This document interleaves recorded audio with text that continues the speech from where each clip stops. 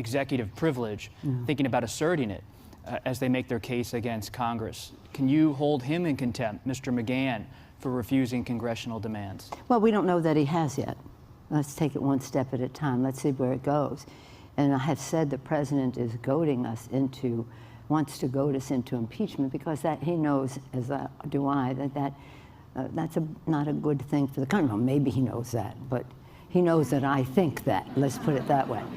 He knows that I think that. But the point is that every single day, whether it's obstruction of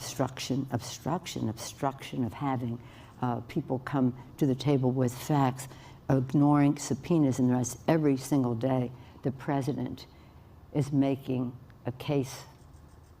He's becoming self-impeachable in terms of some of the things that he is doing. Let's pause there. That's an important point you just made. You think about 1974, the House Democrats had their articles of impeachment against President Nixon. Article 3 of the impeachment proceedings then was about obstruction of Congress, about abuse of power. Could there be an option for Democrats that you would consider of a narrow impeachment proceeding against President Trump about the issues you just raised, obstruction of Congress?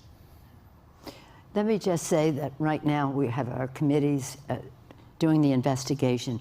Since you mentioned 1974, at that time, Congress took months to build a case. They did investigations. Sam Erwin wasn't the Judiciary Committee. That was the committee that was doing the investigation. And then they, with the information they gathered, they came to that conclusion.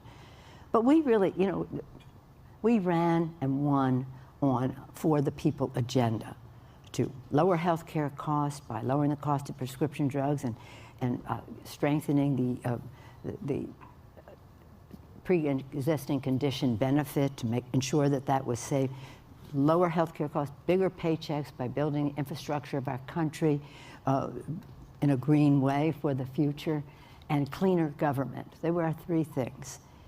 And we think that we can work with the president on prescription drugs. He says he wants to do that. We think we can work with him on infrastructure. So we're in the process of having that discussion. We'll see. I don't think he's interested in cleaner government. So, but I do think that the public is, and so I'll go to that in a moment. But so people criticize me. They say, why are you even working with him on anything when he won't give you the information for this, that, and the other thing, and you know, for the investigations? And I do think we have a responsibility to the public to get some results for them, to increase their paychecks, to lower their health care costs. And he's not, even though he's the president of the United States, he's not important enough to stand in the way of what we promised the American people that we would do when we won the Congress and they gave us that vote of confidence.